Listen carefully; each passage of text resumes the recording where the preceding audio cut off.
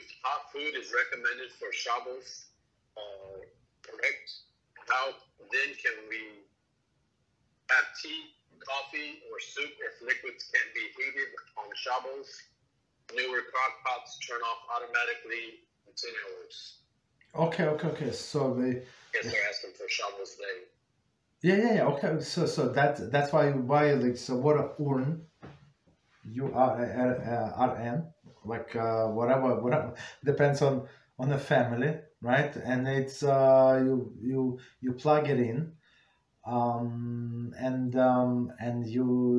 it's keeps the water hot, but you're not doing anything automatically, and you can drink as many cups of tea as you want or coffee.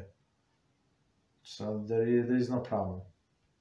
So that's where you get the hot water. And just a little tip: if you're going to buy one, just think like how big it must be, so it would be enough for you for 3 days. So sometimes we have 2 days of holidays and plus Shabbos. I mean, how often is it? Like sometimes it's twice or 3 times a year. Sometimes maybe once a year. Right. So buy as big as you need, and that's it. Don't buy a smaller one. It's like it would be enough for 1 day. So maybe guests are going to come. Maybe somebody wants to drink extra. Maybe you need waters for something else. So you can use this water, just so you know. So you can use this water like to wash something, right? Because it was like cooked before Shabbos, so that there is no problem.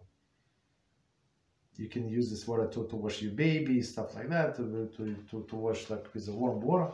You get hot water from this urn, add cold water, mix it, and you can use it for things that you need. So technically, basically, we have two things plugged in on Shabbos.